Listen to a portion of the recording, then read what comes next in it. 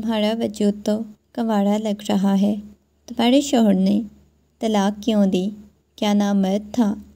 Timur Khan اس کی بڑھنا کمر کو چومتا ہوا بولا۔ اس کے ہاتھ رئیسہ کے پیٹ پر شدت سے چل رہے تھے۔ تیمور، مجھے وقت چاہیے۔ رئیسہ کی بات پر تیمور اسے اپنی گود میں بٹھاتا اس کے کندھے پر دانت گاڑ گیا۔ رئیسہ کے وجود پر ابھی بھی پہلے شوہر کے دیے گئے زخم موجود تھے۔ روتی سسکتی رئیسہ کو بیڈ پر پھینکتا، اس کے اوپر آتا، بے دردی سے رات بھر اس کے وجود میں دھوم دھام سے بیاہ کر اس کے تایا جان نے اسے رخصت کیا تھا۔ سجے ہوئے کمرے میں رئیسہ بیٹھی ہوئی تھی، دانیال کے آنے کا انتظار کر رہی تھی۔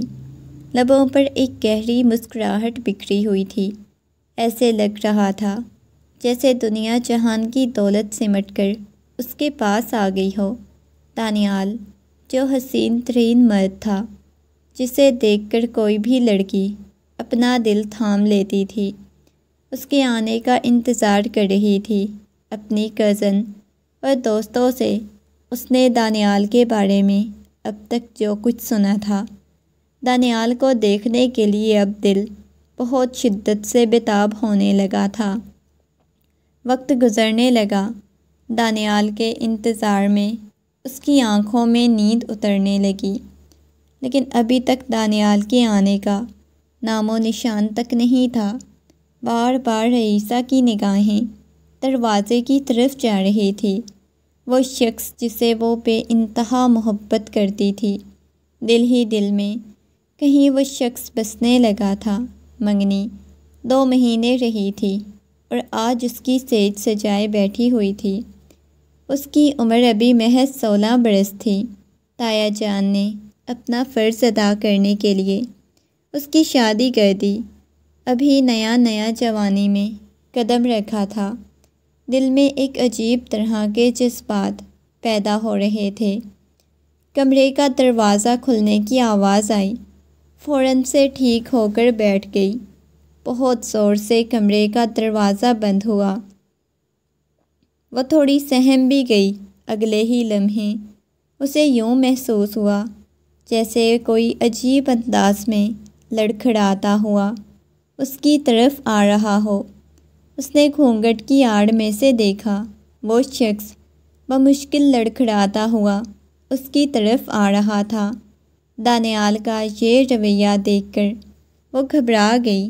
اس کے پاس چلتا ہوا آیا، ایک جھٹکے سے اس کے گھونگھٹ کو اتار کر پھینکا۔ تم تو بہت حسین لگ رہی ہو۔ نشے میں ڈوبی ہوئی آنکھیں اور بہکی ہوئی آواز دیکھ کر رئیسہ کو خوف سا محسوس ہونے لگا۔ سامنے بیٹھا ہوا مرد جو 30 کے لگ بھگ لگ رہا تھا، اسے دیکھتے ہی اپنا دل تھام کے بیٹھ گئی۔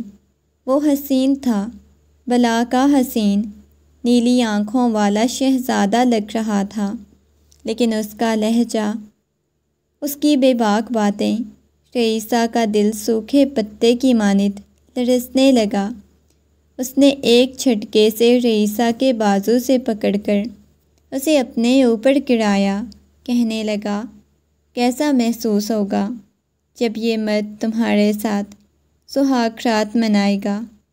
تم نے بھی بہت انتظار کیا ہوگا سہاگ رات کے لیے، ہے نا؟ کیونکہ تمہیں مجھ سے محبت تھی نا؟ میں نے بہت سی اپنی کزن سے سن رکھا تھا کہ تم بہت زیادہ تڑپ رہی تھی میری قربت کے لیے۔ اس کی باتیں سن کر رئیسہ اسے دور کرنے لگی۔ اس کے پاس سے آتی ہوئی الکوہل کی بدبو رئیسہ کا دل خراب ہونے لگا، آنکھوں میں نمی اترنے لگی۔ دانیال، یہ آپ کیا کر رہے ہیں؟ وہ معصوم سی لڑکی گھبراتے ہوئے بولی۔ وہ پہلے ہی بمشکل اپنا بھاری بھرکم لہنگا سنبھالے ہوئے بیٹھی ہوئی تھی۔ بہت زیادہ تھک گئی ہوگی۔ اب تم ریلیکسیشن چاہتی ہو؟ تم چاہتی ہو کہ میں تمہیں ریلیکس کروں؟ چلو آؤ، تمہیں ریلیکس کرتا ہوں۔ یہ کہتے ہوئے اس کی جیولری اتارنے لگا۔ جیسے جیسے اس کی جیولری اتار رہا تھا، کبھی وہاں اپنے لب رکھتا تو کبھی وہاں دانتوں سے کاٹتا۔ یہ آپ کیا کر رہے ہیں؟ وہ دوبارہ سے اسے دور کرتی ہوئی بولی۔ اس کی آنکھوں میں سے آنسو بہنے لگے۔ وہ تو محبت کی توقع کر رہی تھی۔ دل میں نہ جانے کتنے جذبات تھے۔ ایسا مت کریں پلیز، دانیال کے سینے پہ ہاتھ رکھتے ہوئے خود سے دور کرنے لگی۔ دانیال نے ایک جھٹکے سے اسے خود سے دور کیا تھا۔ زوردار تماچا اس کے منہ پہ رسید کیا۔ وہ اپنا کزن بہت زیادہ یاد آ رہا ہے نا؟ تیمور خان زادہ، اسے محبت کرتی ہو نا؟ میرے ساتھ کیوں شادی کی؟ اس کا تو دماغ گھوم گیا تیمور کا نام سن کر۔ یہ آپ کیا کہہ رہے ہیں دانیال؟ تیمور بھائی تو میرے بھائیوں کی طرح ہیں، وہ کپ کپاتے ہوئے لبوں کے ساتھ بولی۔ تمہارے بھائیوں کی طرح ہیں؟ جب لاسٹ ٹائم تمہارے گھر گیا تھا تو وہ تمہارے کمرے میں کیا کر رہا تھا؟ اگر وہ تمہارے بھائیوں کی طرح ہے تو تم اتنے پسینے میں شرابور اس کے کمرے سے کیوں نکلی تھی؟ تم دونوں ایک دوسرے کے کمرے میں، کچھ بھی نہیں پتا مجھے تمہارے بارے میں، سب کچھ جانتا ہوں۔ وہ کس قدر گرا ہوا اور گھٹیا انسان ہے۔ یقیناً اس نے بھی اب تک تمہارے ساتھ 2-3 دفعہ اپنی راتیں بھی حسین کر لی ہوں گی۔ اس کی بات سن کر اس کا دماغ گھوم گیا۔ یہ اب کیسی فضول بکواس کر رہے ہیں؟ اب کی بار وہ غصے میں بولی۔ 16 سال۔ وہ 16 سال کی لڑکی اس کے ایسے لگائے گئے الزام برداشت نہیں کر پائی۔ یہ آپ کس انداز میں میرے ساتھ بات کر رہے ہیں؟ شوہر ہوں تمہارا، ایسے انداز میں ہی بات کرتے ہیں۔ یہ کہتے ہوئے اس نے رئیسہ کے بالوں کو دبوچ لیا۔ اگلے ہی لمحے اس کی گردن کو بالکل پیچھے کی طرف کر لیا۔ رئیسہ کو لگا جیسے ابھی اس کی گردن ٹوٹ جائے گی۔ یہ آپ کیا کر رہے ہیں؟ رئیسہ کے ہونٹ کے پاس اس نے دانت کاٹ دیے اور اتنی شدت سے اس کے ہونٹوں کو کاٹنے لگا، اس کے منہ میں خون کھلنے لگا۔ رئیسہ نے اسے جھٹکے سے خود سے دور کیا۔ درندے، ظالم انسان، آپ کیا کر رہے ہیں؟ ایک لمحہ لگا تھا رئیسہ کے دل میں اس شخص کی نفرت پیدا ہونے میں۔ وہ اسے خود سے دور کرنے کی ناکام کوشش کرنے لگی، لیکن وہ تمام تر حدیں پار کرتا ہوا اس کی گردن کو جا بجا کاٹنے لگا۔ رئیسہ نے اسے جھٹکے سے خود سے دور کیا، لیکن اگلے ہی لمحے ایک دفعہ پھر سے رئیسہ کے منہ پہ زوردار تماچا رسید کر چکا تھا۔ خبردار جو دور جانے کی کوشش کی، یہ کہتے ہوئے اس نے رئیسہ کے ہونٹوں پہ کاٹنا شروع کیا۔ رئیسہ تو پاگل ہونے لگی، وہ تو ایسا رویہ نہیں برداشت کر پا رہی تھی۔ اگلے ہی لمحے اسے لباس سے آزاد کرتا اس کے بہت قریب آ گیا۔ رئیسہ کو اپنے وجود میں درد کی ٹیسیں اٹھتی ہوئی محسوس ہونے لگیں۔ وہ 16 سال کی لڑکی کبھی بھی اتنی شدت سے اس کا یہ ظلم برداشت نہیں کر پا رہی تھی۔ میں مر جاؤں گی، خدا کے لیے مجھے چھوڑیں، وہ سسکتے ہوئے بولی۔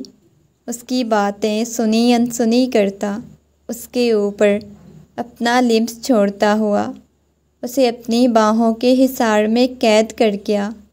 اس نے لیمپ کی ہلکی ہلکی روشنی کو بند کرنے کے لیے لیمپ کو ہاتھ مارا جو نیچے گر کے ٹوٹ چکا تھا، اور اس کے ساتھ ہی رئیسہ کی روح بھی زخمی ہو گئی، اس کا دل بھی ٹوٹ گیا، وہ سارے جذبات بھی چکنا چور ہو گئے۔ کمرے میں اس کی سسکیاں گونجنے لگیں۔ رات بھر اس کی شدتیں برداشت کرتی رہی۔ جیسے ہی اسے الگ ہوا، نیند کی وادیوں میں چلا گیا۔ وہ نشے کی حالت میں تھا، اس قدر نشہ کیا ہوا تھا کہ وہ بھول چکا تھا اس معصوم لڑکی پر کس قدر ظلم کر رہا ہے۔ رئیسہ اپنے پیٹ پہ دونوں ہاتھ رکھتے ہوئے چھت کو کھوڑنے لگی۔ آنسو آنکھوں سے نکلتے ہوئے بالوں میں جذب ہونے لگے۔ دانیال نے اس کی کمر پہ ہاتھ رکھتے ہوئے اسے بالکل اپنے ساتھ لگا لیا، اپنے سینے میں بھینچ لیا، لیکن وہ بے جان مجسمے کی طرح پڑی ہوئی تھی، جیسے کسی نے کٹھ پتلی اس کے سینے سے لگا دی ہو۔ ایسے پڑی ہوئی تھی۔ وہ سکون کی نیند سو گیا۔ اپنی تمام تر خواہشات پوری کرنے کے بعد صبح اس کی آنکھ کھلی۔ رئیسہ کمرے میں موجود نہیں تھی۔ وہ فرش پہ ٹوٹا ہوا لیمپ دیکھنے لگا۔ اس کے بعد بیڈ پہ بکھری ہوئی چوڑیاں دیکھنے لگا، سرخ رنگ کی چوڑیاں جو اس نے بہت شوق سے کویت سے رئیسہ کے لیے بھیجی تھی۔ لہنگے کے ساتھ اسے بہت پسند آئی تھی۔ دوپٹہ نیچے فرش پہ گرا ہوا تھا۔ وہ جیولری جو رات کو نشے کی حالت میں اتار کر پھینکی تھی وہ نیچے گری ہوئی تھی۔ وہ اپنے بالوں کو مٹھیوں میں دبوچ کر بیٹھ گیا۔ وہ پاگلوں کی طرح رئیسہ کو پکارتا ہوا اٹھا، کمرے میں دیکھنے لگا، چینجنگ روم میں گیا، اس کے بعد دوسرے کمرے میں جا کے دیکھا، لیکن اسے رئیسہ کہیں بھی نظر نہیں آئی۔ وہ نیچے آیا تو سامنے بی جان بیٹھی ہوئی تھی۔ بی جان، رئیسہ کدھر ہے؟ بی جان خونخوار نگاہوں سے اس کی طرف دیکھ رہی تھی۔ بی جان کے پاس آیا۔ بی جان نے زوردار تماچا اس کے منہ پہ رسید کیا۔ شرم سے ڈوب مرنا چاہیے تمہیں دانیال خان، تمہیں شرم نہیں آتی؟ دماغ خراب ہو گیا ہے تمہارا؟ وہ معصوم سی بچی، محض 16 سال کی بچی جو تم سے بے انتہا محبت کرنے لگی تھی، تم نے خود اسے پسند کیا تھا، تم نے خود اسے بابا کے دوست کے گھر میں دیکھا تھا، تم نے خود کہا تھا کہ تم اسے شادی کرنا چاہتے ہو۔ جب سب کچھ اپنی مرضی سے تم نے کیا، اس کے باوجود اس پہ اتنا ظلم کیوں کیا؟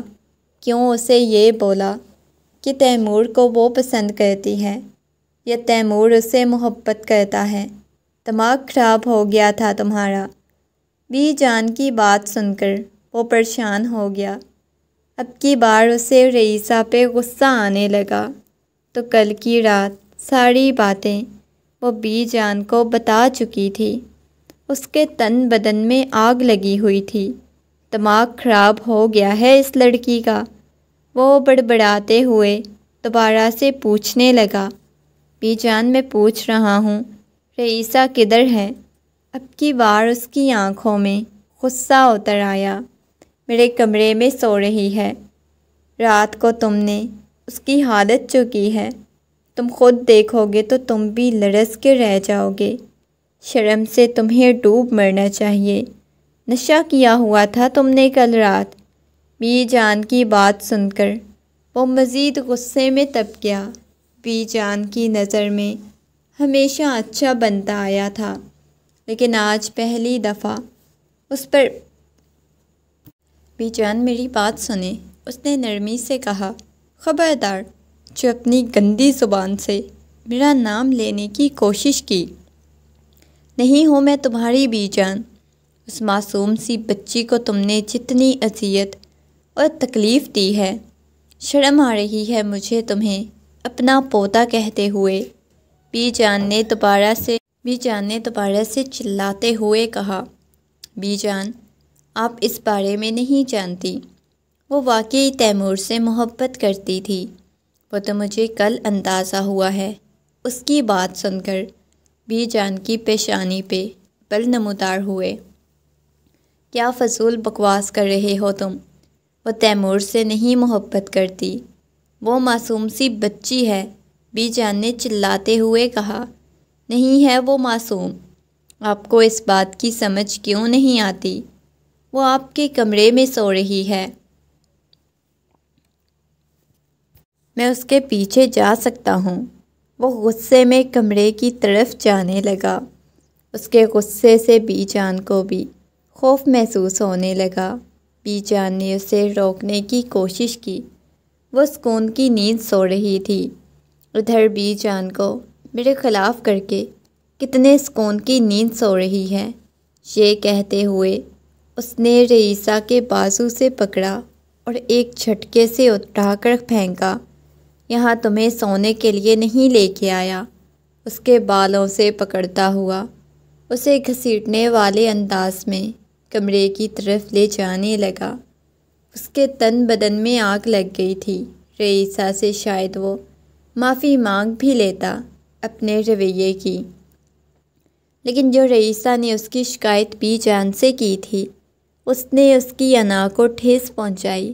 وہ اس کے بازو سے پکڑتا ہوا لا کر بیڈ پر پھینک چکا تھا۔ یہ آپ کیا کر رہے ہیں؟ بہت شوق ہو رہا تھا تمہیں بی جان کو میری شکایت لگانے کا۔ دیکھو میں تمہارے ساتھ کیا کرتا ہوں۔ ایک دفعہ پھر سے اپنی شرٹ کے بٹن کھولنے لگا۔ پلیز دانیال مت کیجیے گا، میں نہیں برداشت کر سکوں گی۔ وہ 16 سال کی لڑکی پوری کی پوری کپ کپانے لگی۔ اس کا پورا وجود کپ کپانے لگا۔ ابھی اس سے پہلے کہ وہ کچھ اور کرتا، باہر سے ملازمہ نے دروازہ کھٹکھٹایا اور اسے کہا رئیسہ کے گھر والے آئے ہیں۔ اس نے ایک جھٹکے سے اسے خود سے دور دھکا دیا۔ یہ جو تمہارے وجود پہ بنے ہوئے نشان ہیں، یہ سارے چھپا کر آنا، جلدی سے فریش ہو کر نیچے آؤ۔ یہ کہتا ہوا وہ خود نیچے چلا گیا۔ رئیسہ جیسے جا کر شاور کے نیچے کھڑی ہوئی۔ شاور کھولا تو وجود پر ٹھنڈا پانی پڑتا اس کی روح کو بھی چھلنی کرنے لگا۔ آنکھوں میں سے بہنے والے آنسو ٹھنڈے پانی میں مکس ہو کر اس کی گالوں پر محسوس ہو رہے تھے۔ کافی وقت بعد وہ فریش ہو کر آئی۔ اپنے سر پہ اچھی طرح دوپٹہ لپیٹا ہوا تھا تاکہ کوئی اس کی گردن کے نشانات نہ دیکھ سکے۔ وہ آ کر ڈائننگ ٹیبل پر بیٹھی جہاں پر اس کے فیملی والے بیٹھے ہوئے تھے۔ بی جان اور تیمور بھی بیٹھا ہوا تھا۔ تیمور بغور اس کے چہرے کو دیکھنے لگا۔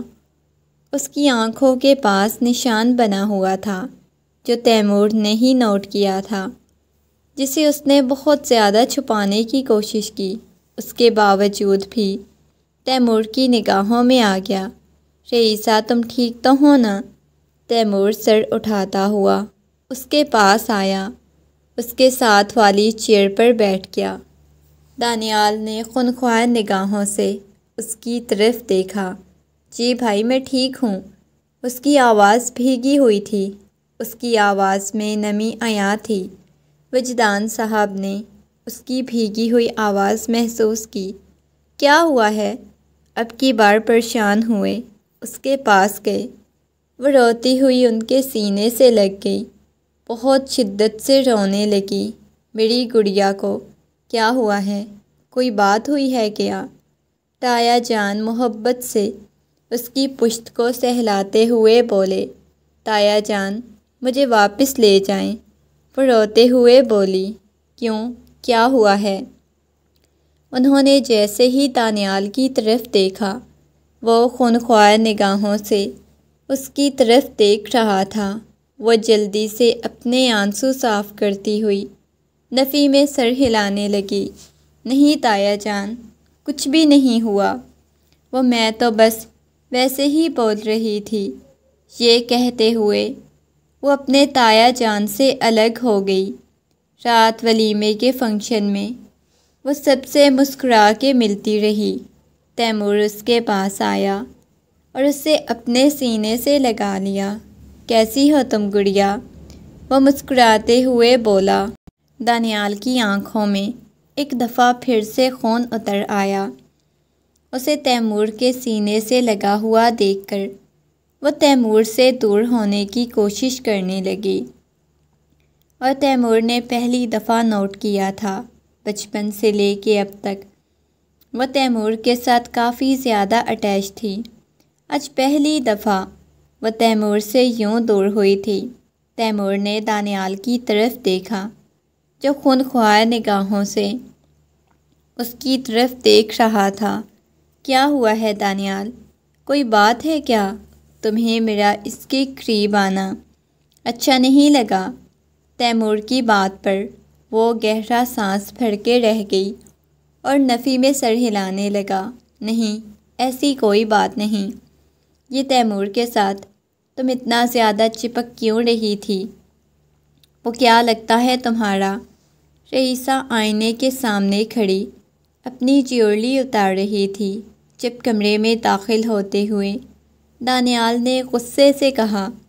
اس کا غصہ تو برداشت کر لیا تھا، لیکن اس نے شکر کیا تھا کہ وہ اب کی بار نشے کی حالت میں نہیں آیا۔ تیمور میرے بھائیوں کی طرح ہیں اور بچپن سے ہی ہم دونوں بہت زیادہ اٹیچ ہیں۔ اب غلط سمجھ رہے ہیں۔ وہ صفائی دینے کی کوشش کرنے لگی۔ کیا کہا؟ میں غلط سمجھ رہا ہوں؟ جو تم لوگ رنگرلیاں مناتے رہے ہو اس کے بارے میں مجھے سب علم ہے۔ وہ غصے میں بولا۔ فضول میں شک کر رہے ہیں دانیال؟ وہ پریشان ہو کر بولی۔ تم چھوٹی بچی نہیں ہو جو تمہیں سمجھ نہ آئے کیا غلط ہے کیا ٹھیک۔ وہ ایک غیر مرد تھا اور تم اس کے ساتھ کیوں چپک رہی تھی؟ ذرا تمہیں شرم نہیں آئی؟ رئیسہ ایک دم سے اٹھ کر کھڑی ہو گئی۔ کیا فضول بکواس کر رہے ہیں؟ آپ کا دماغ خراب ہو گیا ہے کیا؟ آپ فضول میں مجھ پہ شک کر رہے ہیں؟ وہ غصے میں بولی۔ بہت زیادہ تکلیف ہو رہی ہے تمہیں تیمور کے نام پر۔ اگر تیمور سے اتنی ہی زیادہ محبت تھی تو اسی کے ساتھ شادی کر لیتی۔ میری زندگی میں آنے کی کیا ضرورت تھی؟ دانیال چلاتے ہوئے بولا۔ دانیال بس کر دیں۔ اب کی بار وہ دوبارہ سے چلاتے ہوئے بولی۔ کیوں؟ میں کیوں خاموش ہو جاؤں؟ وہ سنجیدگی سے بولا۔ ابھی تو تمہیں اپنی زندگی میں شامل کیا ہے، ابھی تو میرے بہت سے روپ دیکھنے باقی ہیں۔ یہ کہتے ہوئے اس کے بالوں سے پکڑتا ہوا اسے دوبارہ سے بیڈ پہ گرا چکا تھا۔ نہیں، میں ابھی کل والی تکلیف سے گزر رہی ہوں، میرے پاس مت آئیے گا۔ یہ کہتے ہوئے اسے دور جانے کی کوشش کرنے لگی، مگر وہ اس کے اوپر اپنا لمس چھوڑتا ہوا جا بجا اس کے وجود کو چومنے لگا۔ اذیت اور تکلیف سے گزر رہی تھی، اسے دور جانے کی کوشش کرنے لگی۔ اس کی چیخیں کمرے میں گونج رہی تھی اور وہ اتنی شدت سے چلا رہی تھی، اذیت اور تکلیف برداشت نہیں کر پا رہی تھی۔ کمرے کے دروازے پر دستک ہونے لگی۔ بی جان کہنے لگی، بخش دو اس معصوم کو، وہ معصوم بچی ہے، اس پر اتنا زیادہ ظلم کر رہے ہو۔ بی جان مسلسل دروازے پر دستک دیے جا رہی تھی۔ اچانک وہ اس کی باہوں میں بے ہوش ہو گئی اور وہ اسے بے ہوش ہوتا دیکھ کر گھبرا گیا۔ فوراً سے اسے دور ہوا۔ روتی سسکتی ہوئی لڑکی اب بالکل بے سدھ پڑی ہوئی تھی اور وہ ہونکوں کی طرح اس کی طرف دیکھے جا رہا تھا۔ آنکھیں کھولو، اس کی گال کو تھپ تھپاتے ہوئے بولا۔ اگلے ہی لمحے اسے اپنی باہوں میں اٹھاتا ہوا ہسپتال لے کے چلا گیا۔ اس کی حالت دیکھ کر ڈاکٹر غصے میں اس کی طرف دیکھنے لگی۔ آپ انسان ہیں یا جانور ہیں؟ وہ معصوم سی بچی ہے، اس کی عمر کتنی ہے اور آپ نے یہ سب کچھ کیا ہے؟ آپ کو پتہ بھی ہے وہ کتنی تکلیف سے گزر رہی ہے؟ ڈاکٹر غصے میں چلاتے ہوئے بولی۔ ڈاکٹر کی بات سن کر وہ آگ بگولا ہو گیا۔ مجھے مت بتائیے گا کہ مجھے کیا کرنا ہے اور کیا نہیں، ڈاکٹر کہنے لگی۔ تو پھر ٹھیک ہے، خود ہی علاج کر لو اگر اتنا ہی مسئلہ ہو رہا ہے۔ وہیں کوریڈور میں بیٹھ چکا تھا نہ جانے کتنے گھنٹوں بعد اسے ہوش آئی، لیکن اتنے میں تیمور اور وجدان صاحب بھی آ چکے تھے، اور اس کی حالت دیکھ کر وجدان صاحب کی پیشانی پہ بل نمودار ہوئے۔ اس کے چہرے پہ مار پٹائی کے نشان بنے ہوئے تھے۔ انہوں نے غصے میں دانیال کے گریبان سے پکڑ لیا۔ ذلیل گھٹیا انسان، میں نے اس وجہ سے تمہیں اپنی پھول جیسی بھتیجی سونپی تھی کہ تم اس کا یہ حشر کر دو۔ میں اسے یہاں سے واپس لے کے جاؤں گا، میں ایک پل بھی تمہارے پاس نہیں چھوڑوں گا۔ وجدان صاحب کی بات سن کر وہ کہنے لگا، اتنی ہی پیاری تھی اپنی بھتیجی تو اپنے پاس ہی رکھتے، مجھے بھی کوئی شوق نہیں آپ کی بھتیجی کو رکھنے کا، لے جائیں۔ یہ بات سن کر تو تیمور کی پیشانی پہ بل نمودار ہوئے۔ کیا بکواس کر رہے ہو؟ تیمور غصے میں چلاتا ہوا بولا، وہی کر رہا ہوں جو مجھے کرنا چاہیے۔ آپ اپنے بیٹے کے بارے میں کچھ نہیں نہ جانتے۔ آپ کو نہیں پتہ تو آپ کو بتا دیتا ہوں کہ کس قدر گرا ہوا گھٹیا انسان ہے آپ کا بیٹا۔ آپ کی بھتیجی کے ساتھ اپنی راتیں رنگین کرتا رہا ہے۔ مجھے خود اس لڑکی نے بتایا ہے، وہ بھی موقع دیکھ کے اس پہ الزام لگانے لگا۔ تیمور کی پیشانی پہ بل نمودار ہوئے۔ کیا کہا اس نے؟ اب کی بار بولا، یہی کہا تھا، تم نے اس کے ساتھ اپنی ہر رات کو رنگین کیا، اپنی ہر رات کو حسین کیا، اس کے ساتھ راتیں گزاری۔ دانیال کی بات سن کر تیمور کا تو دماغ گھوم گیا تھا۔ وجدان صاحب نے غصے میں اپنے بیٹے کی طرف دیکھا۔ بابا جان، یہ جھوٹ بول رہا ہے، ایسا کچھ بھی نہیں ہے۔ اس جیسے غلیظ گھٹیا انسان سے تو کوئی بھی امید کی جا سکتی ہے، کسی قسم کا بھی الزام لگایا جا سکتا ہے۔ یہ ہم بھی اپنی بیٹی کو واپس لے کے جائیں گے۔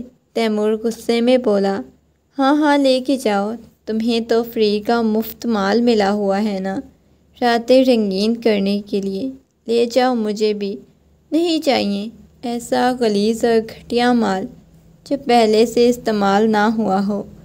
وجدان صاحب کے تو تن بدن میں آگ لگ گئی۔ ان کی بھتیجی کو وہ کس القاب سے نواز رہا تھا۔ اگر تمہاری فضول کی تعریفیں نہ کی ہوتی تو میں کبھی بھی رشتہ نہ دیتا، مت دیتے، لے کے جائیں اپنی بھتیجی کو، میں جا رہا ہوں، طلاق نامہ آپ کو مل جائے گا۔ تم جا سکتے ہو یہاں سے، اب ہم اپنی بیٹی کو تمہارے ساتھ نہیں بھیجیں گے۔ وہ غصے میں بولا، ہاں تو میں آپ کی بیٹی کو لے کے بھی نہیں جانا چاہتا۔ یہ کہتے ہوئے دانیال وہاں سے چلا گیا۔ تیمور اپنے بالوں کو مٹھیوں میں دبوچے وہیں پر بیٹھ گیا۔ دانیال جتنا بڑا اس پہ الزام لگا چکا تھا، اس سے زیادہ رئیسہ پر غصہ آ رہا تھا، جسے بچپن سے لے کے اب تک اپنی بہن سمجھ رہا تھا۔ اس پہ یہ الزام لگا گئی تھی کہ وہ ایک درندہ صفت انسان ہے جس نے اس کے ساتھ اپنی راتیں رنگین کی ہیں۔ یہ سن کر تو تیمور کو یوں لگا جیسے وہ اپنی نظروں میں گر چکا ہے۔ وہ اپنے بابا جان سے نگاہیں نہیں ملا پا رہا تھا۔ تیمور بیٹا، یہ کیا تھا؟ دانیال یہ کیسی فضول باتیں کر کے گیا ہے؟ اس کی نہ تو تمہارے ساتھ کوئی دشمنی ہے، نہ میرے ساتھ کوئی دشمنی ہے، لیکن اس کے باوجود اس نے ایسی بات کی ہے تو ضرور رئیسہ نے ایسی کوئی بات کی ہوگی۔ اگر رئیسہ نے ایسی کوئی بات کی ہے تو وہ جھوٹ نہیں ہو سکتی، کیونکہ تمہیں پتہ ہے رئیسہ کچھ بھی ہو جائے جھوٹ نہیں بولتی۔ لیکن بابا جان، مجھ پہ آپ کو یقین نہیں کیا؟ آپ ایسا کیسے سوچ سکتے ہیں؟ دیکھو بیٹا، رئیسہ نہیں جھوٹ بول سکتی۔ بابا جان، وہ آگے کچھ کہنا چاہتا تھا، لیکن اپنے باپ کی نگاہوں میں اپنے لیے نفرت دیکھ کر وہ خاموش ہو گیا۔ اس کا تو دماغ سن ہو گیا، ایسا کیسے ہو سکتا ہے؟ رئیسہ کی شادی اب تمہارے ساتھ ہوگی۔ میں نے تمہیں پہلے بھی بہت منانے کی کوشش کی، لیکن تم نے کہا نہیں، وہ تمہاری بہنوں کی طرح ہے، اب تم اس کے ساتھ شادی نہیں کرو گے۔ تو کیا بہنوں کے ساتھ یہ سب کچھ کیا جاتا ہے؟ اس کی بات سن کر وہ خاموش ہو گیا۔ لیکن بابا جان، آپ اتنی جلدی کیسے اس کی باتوں پہ یقین کر سکتے ہیں؟ نہیں، میرا کوئی اس کے ساتھ تعلق بہنوں کی طرح سمجھتا ہوں۔ وہ اپنے باپ کو یقین دلانے کی کوشش کرتا رہا، لیکن انہوں نے کہہ دیا کہ اب تمہاری شادی ہوگی تو صرف اور صرف اس کے ساتھ ہوگی۔ رئیسہ کی عدت پوری ہوتے ہی رئیسہ کے ساتھ نکاح ہو گیا۔ بابا جان، آپ کو پتہ ہے رئیسہ پہلے کس تکلیف سے گزر رہی ہے؟ وہ تکلیف سے گزرے، میں ایسا کچھ نہیں چاہتا، لیکن آپ مجبور کر رہے ہیں۔ تم نے مجھے مجبور کیا۔ اپنے باپ کی باتیں سن کر وہ خاموش ہو گیا۔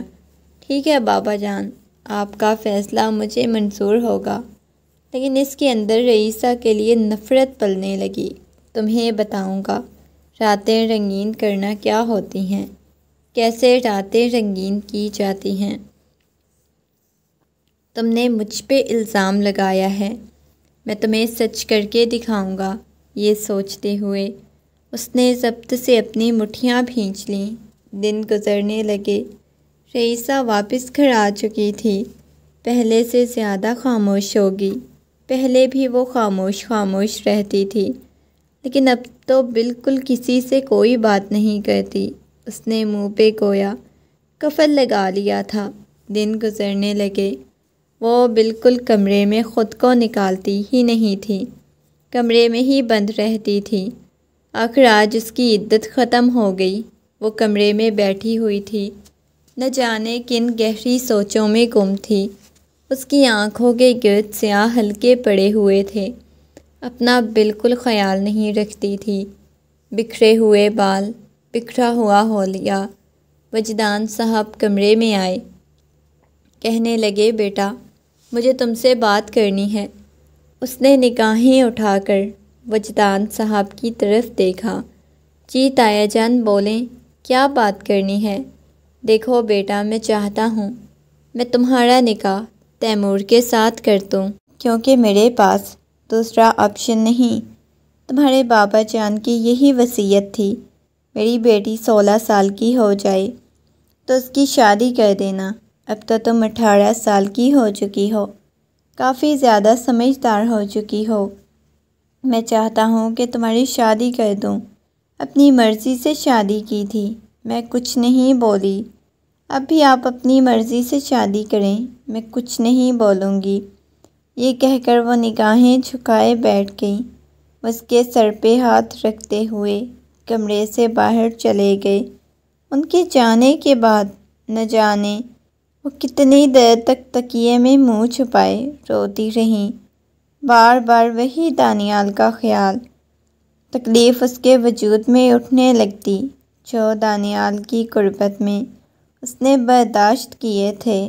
اپنا آپ اسے گھن آ رہی تھی۔ اس کا جی چاہ رہا تھا وہ مر جائے، اس کے ساتھ کچھ ہو جائے، لیکن وہ دوبارہ تیمور کی زندگی میں خود کو شامل نہیں ہونے دینا چاہتی تھی۔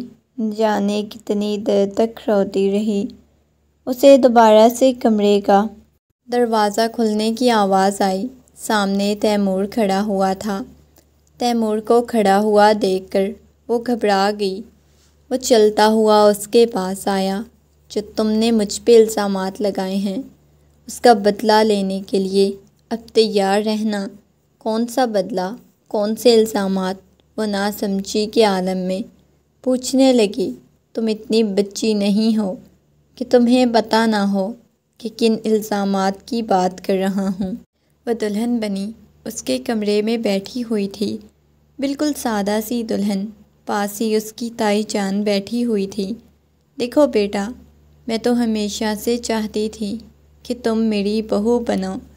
تم مجھے بہت پیاری ہو، لیکن تمہیں پتہ ہے تیمور کی وجہ سے پہلے بھی ہم نے تمہارا رشتہ کہیں اور طے کیا۔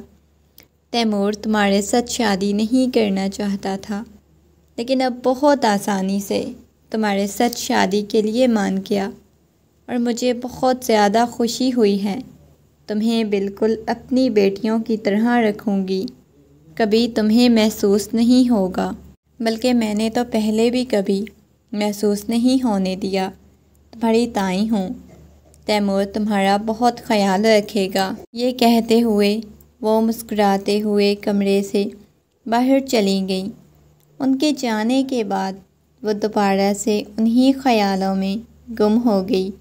اسے لگ رہا تھا جیسے دانیال اس رات کمرے میں آیا تھا، ایسے ہی تیمور آئے گا، اس کے وجود پہ درندگی دکھائے گا۔ یہ سوچتے ہوئے وہ رونے لگی، آنکھوں میں سے آنسو بہنے لگے۔ جب کمرے کا دروازہ کھلا، تیمور کمرے میں داخل ہوا، چلتا ہوا اس کے سامنے آ کر کھڑا ہو گیا۔ تیمور خان کو دیکھ کر اس کا وجود کانپنے لگا۔ تم نے کیوں مجھ پہ الزام لگائے؟ اس کے ہاتھ کو سختی سے پکڑتا ہوا بولا۔ کون سا الزام؟ کیسا الزام؟ مجھے سمجھ نہیں آ رہی آپ کس الزام کی بات کر رہے ہیں۔ دیکھو، اتنی معصوم بچی بننے کی ضرورت نہیں کہ تمہیں پتہ نہ ہو میں کس الزام کی بات کر رہا ہوں۔ تم نے کیا کہا تھا کہ تمہارے ساتھ اپنی راتیں رنگین کرتا ہوں، تمہارے وجود کو استعمال کرتا ہوں۔ کیا مجھ پہ یہ الزام لگانے سے پہلے تمہیں ذرا شرم نہیں آئی؟ کیا تمہیں احساس نہیں ہوا کہ میں تمہارا شوہر ہوں؟ مجھ پہ ایسا الزام نہیں لگانا چاہیے۔ دیکھیں، آپ کو کوئی غلط فہمی ہوئی ہے، میں نے ایسا کچھ بھی نہیں کہا۔ وہ دوبارہ سے اپنی صفائی دینے کی کوشش کرنے لگی۔ مجھے اتنا بچہ مت سمجھو، یہ کہتے ہوئے ایک جھٹکے سے اسے اپنے قریب کر گیا۔ تیمور روتے ہوئے بولی۔ اس کے حلق میں آنسوؤں کا پھندا اٹکا ہوا تھا۔ روتے ہوئے دیکھ کر تیمور کی گرفت ڈھیلی ہوئی۔ تیمور، میں نے بہت زیادہ اذیت اور تکلیف برداشت کی۔ شادی کے بعد پہلی رات آپ کو پتہ ہے وہ نشے کی حالت میں کمرے میں آیا تھا اور اس نے مجھے بہت زخم دیے، اتنے زخم لگائے میں مرنے والی ہو گئی۔ اس شخص نے مجھے بہت تکلیف دی۔ آپ کس کی الزام کی بات کر رہے ہیں جو میں کبھی اس کے سامنے بول بھی نہیں پائی؟ کون سے میں نے آپ پہ الزام لگائے؟ وہ روتے ہوئے بولی۔ کیا تم نے یہ نہیں بولا کہ میں نے تمہارے ساتھ راتیں رنگین کی؟ وہ نفی میں سر ہلانے لگی۔ میں ایسا سوچ بھی نہیں سکتی۔ میں نے ہمیشہ آپ کو بھائیوں کی طرح سمجھا ہے۔ اب ہمارے رشتے کی نوعیت بدل گئی۔ کیا آپ مجھے ویسے ہی اذیت اور تکلیف دیں گے؟ ساری زندگی میں نے تکلیف برداشت کرنی ہے۔ میں مر جاؤں گی تیمور، میرا وجود اس قابل نہیں میں مزید کسی مرد کی دی گئی اذیت اور تکلیف برداشت کروں۔ تو راتوں میں اس شخص نے مجھے بتایا کہ وہ کس قدر ظالم اور درندہ انسان ہے۔ مر جاؤں گی۔ وہ رونے لگی۔ اس کی آنکھوں میں سے موٹے موٹے آنسو بہنے لگے۔ اس کی آنکھوں میں ایک درد اور تکلیف تھی جو وہ برداشت نہیں کر پا رہا تھا۔ ہمیشہ اسے بہت پیار اور محبت سے اپنے قریب رکھا ہوا تھا۔ پیار دینے کی کوشش کی، پیار جتاتا رہا۔ آج اسے بچوں کی طرح روتا سسکتا ہوا دیکھ کر وہ خود بھی پریشان ہو گیا۔ اچھا، رونا بند کرو، یہ کہتے ہوئے اسے اپنے قریب کرنے لگا۔ کیوں؟ اس نے یہ الزام لگایا ہے پھر کہ میں نے تمہارے ساتھ اپنی راتیں رنگین کی۔ میں نہیں جانتی، اللہ گواہ ہے، میں نے آپ کے بارے میں کبھی ایسا نہیں سوچا۔ میں تو آپ کی بہت عزت کرتی ہوں، لیکن جو کچھ آپ نے بولا ان سب نے مجھے توڑ کے رکھ دیا۔ روتے ہوئے اس کی گود میں سر رکھے پورا وجود کانپ رہا تھا۔ میں بہت اکیلی ہو چکی ہوں، کسی سے کچھ بھی نہیں شیئر کر پاتی۔ اس شخص نے جو اذیتیں اور تکلیفیں دی ہیں میں کسی کو بتانا ہی نہیں چاہتی۔ میں اندر سے گھٹ گھٹ کے مر جاؤں گی، لیکن میں آپ کو بھی نہیں بتا سکتی۔ آپ تو میرے شوہر ہونا، ایک شوہر کے سامنے ایک مرد کے ساتھ کیسے ایک دوسرے کی دی گئی اذیت اور تکلیفیں بیان کروں، لیکن اندر سے کھوکھلی ہو چکی ہوں۔ 16 سال کی عمر میں مجھے احساس ہوا کہ زندگی کتنی مشکل ہوتی ہے، حالانکہ مجھے وہ ہمیشہ سے محسوس ہوتا تھا کہ زندگی مشکل ہے، لیکن اس شخص نے احساس دلایا جسے تم مشکل کہتی تھی وہ مشکل نہیں، اصل زندگی تو مرد مشکل کرتا ہے۔ میرے ساتھ آپ ایسا مت کیجیے گا۔ اس کی گود میں سر رکھے ہوئے پوری یورپ کانپ رہی تھی، پوری کی پوری کانپ رہی تھی۔ اس کی پشت کو سہلاتے ہوئے اسے اٹھا کے اس کی پیشانی پہ لب رکھ گیا۔ تمہاری زبان سے سچ سننا چاہتا ہوں، تمہیں کوئی تکلیف نہیں دینا چاہتا رئیسہ۔ اب تم رئیسہ تیمور بن چکی ہو۔ رئیسہ تیمور کو تیمور خان کبھی کوئی اذیت اور تکلیف نہیں دے گا۔ میں تمہیں بہت پیار اور محبت سے رکھوں گا۔ یہ کہتے ہوئے تیمور نے بہت نرمی سے اس کے لبوں کو اپنے لبوں سے چھوا تو وہ تڑپ ہی اٹھی تھی۔ آپ پلیز ایسا مت کریں، مجھے کچھ وقت چاہیے، ابھی اس رشتے کو قبول نہیں کر سکتی۔ وہ روتے ہوئے بولی، میں تمہیں وقت دوں گا، بہت سارا وقت دوں گا، لیکن میں تمہیں ساتھ میں بہت سارا پیسہ بھی دینا چاہتا ہوں۔ میں جانتا ہوں کہ ابھی تم ذہنی طور پر بہت زیادہ ڈسٹرب ہو، لیکن یقین کرو میری محبت تمہیں ایک دفعہ ذہنی اذیت اور تکلیف سے نکال دے گی۔ مجھے ہمیشہ ڈر لگا رہتا ہے کہ ہم لوگوں کے درمیان عمروں کا بہت فرق ہے۔ تمہیں اپنی زندگی میں قبول کر لوں گی، میری شدتیں، میری محبتیں تم برداشت نہیں کر پاؤ گی۔ تمہارا رشتہ ہو گیا تو میں نے بہت بار روکنا چاہا، لیکن دانیال کے ساتھ تمہاری شادی تو ہوئی ہے نا، لیکن بہت زیادہ خوش تھی۔ مجھے اچھا لگا، شاید تم دانیال کو پسند کرتی ہو، اس وجہ سے میں خاموش رہا، لیکن آج میں اظہار کرتا ہوا مجھے تم سے بہت محبت ہے۔ اسے انہوں نے سینے سے لگا لیا، اس کے گرد بازو حائل کیے، سینے پہ سر رکھے سکون سا محسوس کرنے لگی۔ پشت کو سہلا رہا تھا، اگلے ہی لمحے اسے لٹاتا ہوا اس کی گردن پہ بوسے دیتے ہوئے اپنے لب سے اس کی آنکھوں کو چننے لگا۔ اس کے درد اور تکلیفوں سے آنکھوں اذیتوں کو چننے لگا تھا۔ جا بجا اسے محبت ہونے کے بعد اسے اپنے نام کر گیا۔ صبح جب اس کی آنکھ کھلی تیمور کے مضبوط حصار میں تھی۔ تیمور اس کے گرد بازو حائل کیے ہوئے تھے۔ آج پہلی دفعہ اسے احساس ہوا رات جو تیمور نے اسے محبت دی تھی، اصل محبت تو یہ تھی۔ تیمور کی قربت پا کر اسے احساس ہوا ایک اذیت اور تکلیف جو تکلیف برداشت کرنے کے بعد انسان کو اس کے صبر کا پھل مل جاتا ہے، اور اسے صبر کے پھل کے بدلے تیمور کی محبت ملی۔